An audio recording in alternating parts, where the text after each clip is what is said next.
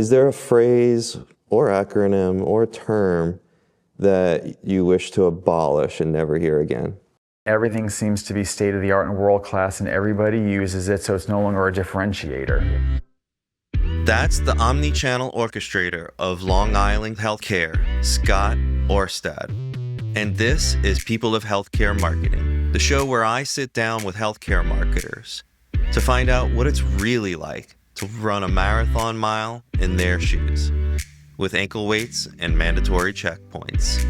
That means no shop talk, just real talk about the life behind the job. Scott, thank you so much for being here. You're on People of Healthcare Marketing. Now, just to remind you, I don't care about KPIs or campaigns here, right? If it's part of the story, fine. The thing that I'm trying to do here today is, as a B2B SaaS marketer for most of my career, I'm trying to understand what it's like to walk a mile in your shoes. Because from what I hear, it's a lot different. And from what I've seen, it's drastically different. And so before we get into the nitty-gritty of what it's like for you right now, why don't you start by helping us understand how you found yourself here in this chair? How did you become a healthcare marketer?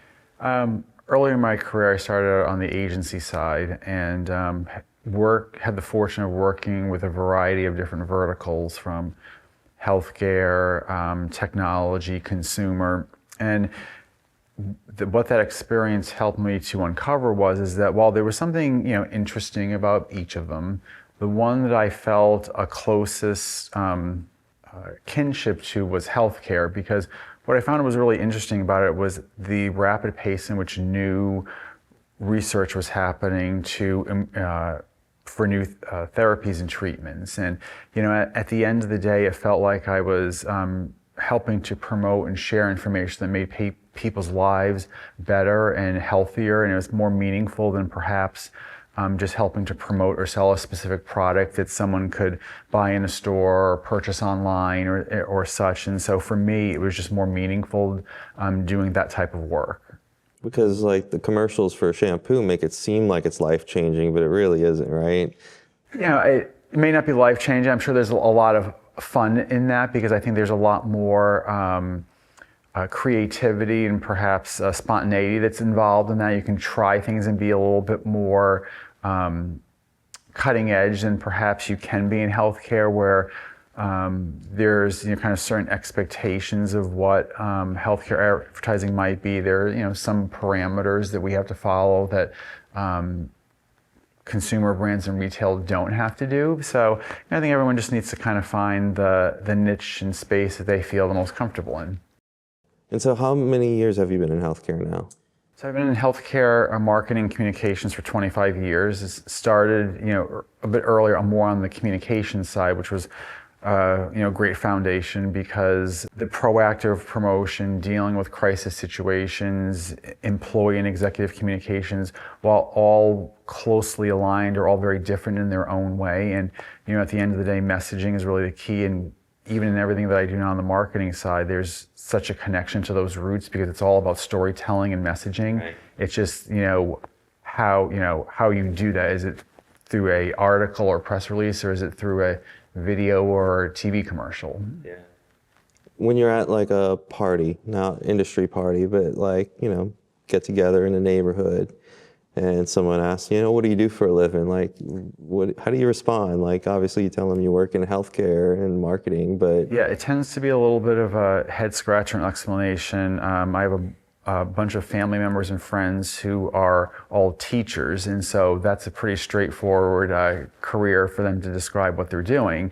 And healthcare marketing, everybody's like, well, what exactly you're promoting, and why does a hospital or health system need promotion, and do people really respond to those different things that you do? And so there's a lot of gentle education that's needed to kind of describe why it's needed, what the benefits are, and how it does help people. And as you start kind of piecing the different parts of the puzzle together for folks, and they start understanding why it's helpful, because we all go online to find out information or to diagnose ourselves about what's going on. And so again, all that information and content is coming from reputable sources, and so that's just a piece of the puzzle. It may not, and so I try to tell folks who are interested at the dinner party that's what I do and help to influence even some of the other aspects of what the job entails and things that they either don't resonate with them or they don't understand why they're necessary.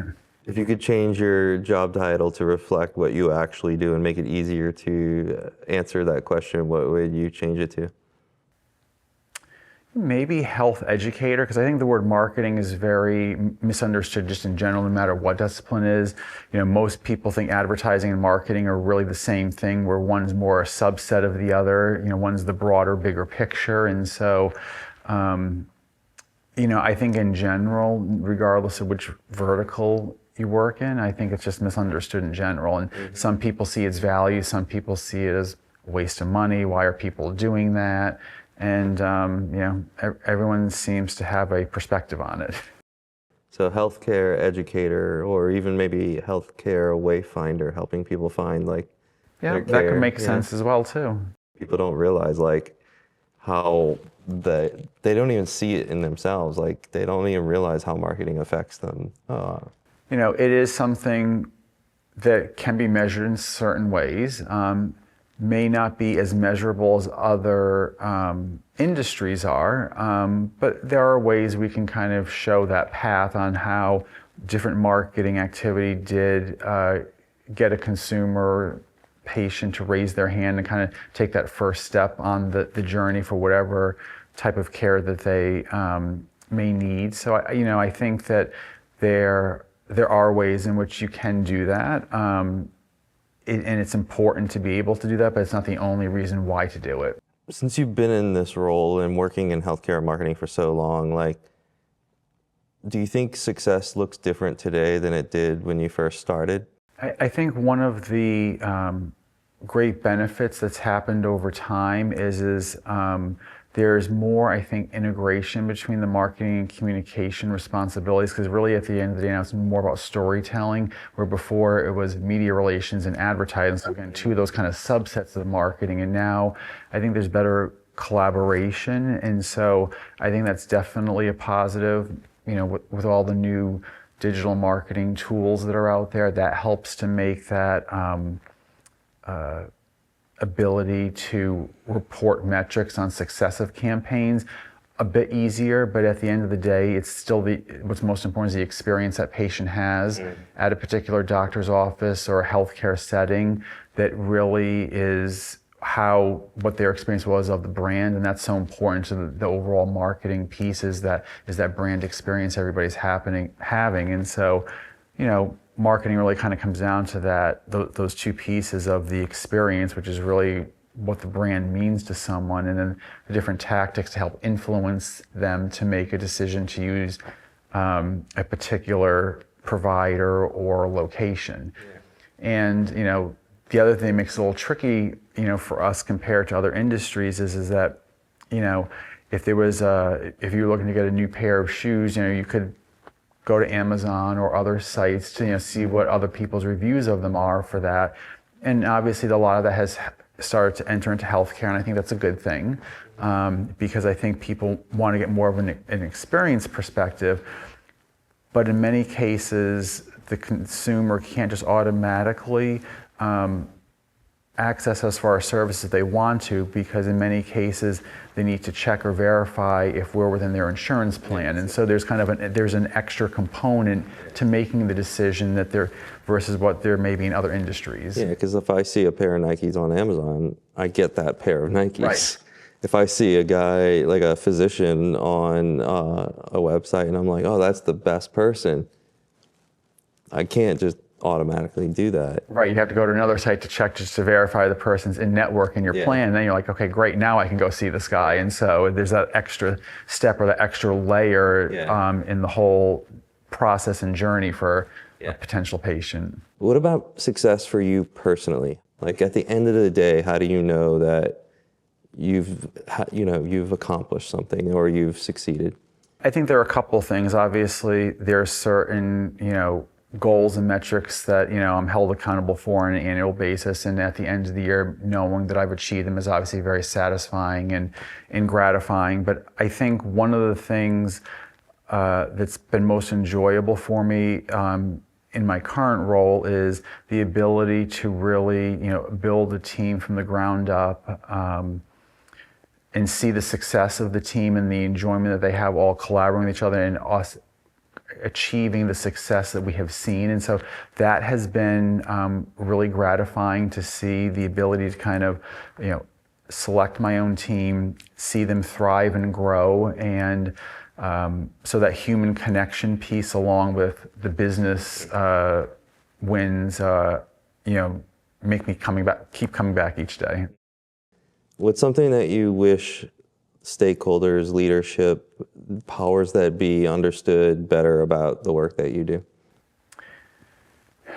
I think that healthcare marketing in general is just misunderstood. I think it doesn't necessarily get the proper recognition it deserves. I think in many ways people think it's a lot easier than it is, when I would argue that it is harder than it is for other disciplines, because of the inability sometimes to directly show how you're influencing the bottom line. We definitely are doing it and can do and have metrics to show it. It's just not as easy to prove as it is in other verticals. And sometimes there's a bit of skepticism too, as to whether or not the marketing really drove the activity, or whether the person had made that decision on their own without those actions. And so I think there's healthcare marketers face a bit more skepticism than our peers in other verticals do. And so I think that's one of the other challenges we have to continue to educate people about, is how we are a revenue generating department, not just a cost center, and some of the intricacies of and complexity that there is as far as proving that value and how we impact the business in a productive way. Has there ever been like a profound lesson that healthcare marketing has taught you personally about yourself? I think one of the key things I learned is that as medicine is always changing and evolving, you have to learn how to adapt to it.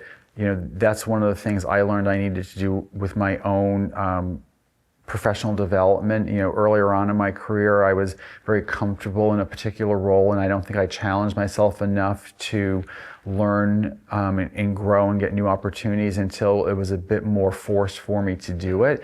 And it was kind of the kick that I needed in sense. And I always look for an opportunity to continue to learn new things, try new things, and I think that's part of the reason why I've been able to accomplish what I have in my career, because I didn't stay stable and safe like I was doing at that one point, because it was kind of easy to fall into that routine. And routine is nice, and measurable amounts, but you always have to continue to learn and grow and evolve. And I think that's when you get the most out of your career and your professional development, when you're doing that. That lesson, is that something that you would wrap as advice to someone starting in this career?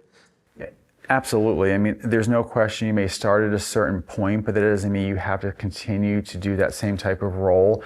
Things will continue to evolve. I mean, many of the things that we're now using as primary tactics in marketing aren't things that existed 10 years ago, some of them not even 5 years ago.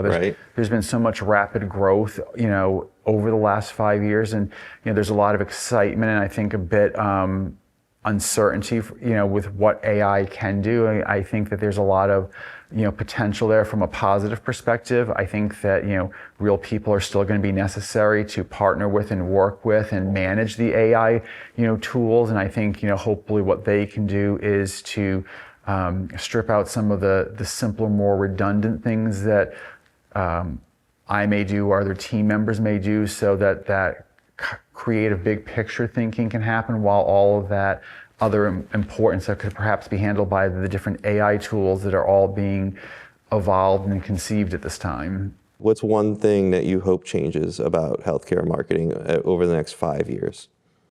I think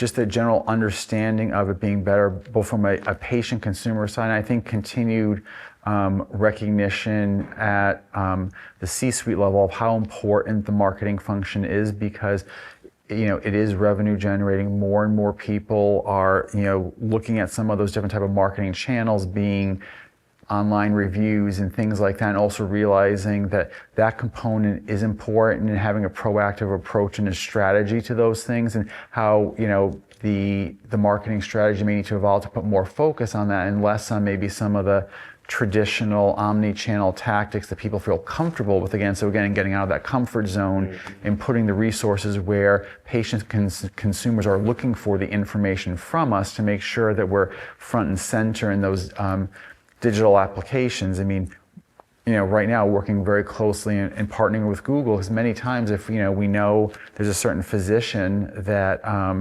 we have a relationship with, and we're just trying to find out some basic information, maybe it's their phone number or what their hours are. If you Google your doctor, you'll get most of the key information, that basic information in the business listing. You don't even need to come to the provider's website or the health system's website. So just knowing that those things are so much more important now than perhaps maybe a print ad was, and things like that, and just recognizing, having people understand that there's new tactics that are more important to the mixes, because that's how consumers are getting information about us. What are some of the most important skills or mindsets required to excel in doing that? Like, empathy's got to be one of them. Yeah, I think adaptability is just key, and being always kind of curious and being willing to learn, and just know that what you're doing now may change in 6 months, or the approach just has to change, because you just have to be able to pivot and adapt. I mean, that's something we talk about a lot. We may wake up that morning thinking what the plan is going to be this for the day, but something's going to happen and we have to pivot. Adaptability, resilience through that adaptability, lots of change management. When it comes to so much change and so much evolution happening at a breakneck speed, what are the ways to stay grounded when you're navigating such a complicated change in a field that doesn't want to move fast? Yeah, I think some of the small things are just kind of taking a step back and, kind of getting outside the moment for a couple of minutes and, doing something else, whether it's, going for a walk or talking to a colleague about something not specific, just to kind of detach from the situation for a bit, to kind of get refocused. I think there are a lot of professional opportunities, whether it's learning or going to conferences. Whenever I'm fortunate to have the ability to attend an industry conference, I always kind of look at it for three reasons: getting together to see, friends and agency partners, learning, and kind of the third thing I always think was a little bit of professional therapy, because you kind of learn that people are going through the same things you are. You're not alone, and it helps to ground you again, that you're not in this bizarre universe by yourself. That's excellent. Is there a phrase or acronym or term that you wish to abolish and never hear again? Oh, geez. It can't even be jargon, a specific word that just is like nails on a chalkboard. State of the art and world class. Because what do those mean, right? Exactly, and everything seems to be state of the art and world class, and everybody uses it, so it's no longer a differentiator. Right, and that's the hardest thing, especially in healthcare, because put a bunch of patients in a room and tell them which one is your provider, or how likely are they going to know? Yeah. Maybe the colors. If healthcare marketing were a reality TV show, what would it be called, or what existing reality TV show would it be like, and who would the characters be? I guess in some ways, going back to one of the earlier reality TV shows, I think it would be called Survivor, because at the end of the day, there's always something new going on that you can't predict. Healthcare marketing has to deal with a lot of politics, internal and external, that you're always kind of navigating and trying to figure out how to be successful and making everybody happy, and not stepping on a landmine. So, I think Lots of unlikely alliances. yeah. So I think Survivor would probably be a good vintage one to use. And what happens when, you get voted off the island in healthcare marketing? I don't want to know the answer to that. On the last note, you've said a lot of this, and it's okay if you repeat yourself, but what makes the work worth it? Why do you show up? Why do you continue to be a healthcare marketer? Each day when I go home, I feel like I've done something meaningful. Whether it's starting work on a campaign that I know that's going to help educate patients about some new treatment or therapy that we're offering, working on programs that can help make the patient experience better, whether it's partnering with our digital team on making access easier from online scheduling or some of the other communication tools that we're implementing. It's just knowing that somehow, hopefully at the end of the day, at least one person, I've helped to make their experience better and easier. They've become more informed about their health journey, and that's what keeps me doing it every day. Scott, thank you so much for being here. You've the definitely invite. given me a lot to think about in how much easier my job is. And, for me, the work that I do doesn't cure cancer, but in a way, yours definitely does. So, Well, some of my colleagues on it, not me specifically, but some of my colleagues. you help people find the Once they do. pathway. Yeah. So thank you again for being here. It's just been a pleasure to talk to you. Thank you. For Scott, success in healthcare marketing isn't just measured with KPIs and ROI. It's also assessed in building teams that thrive and in knowing that at the end of the day, someone found their way to better care. And that's the unspoken truth here. Because behind every compliance checklist and cautious claim are people. People who believe in what medicine can do. People who found meaning in the margins. I'm your host, Ronnie Higgins, and this is People of Healthcare Marketing.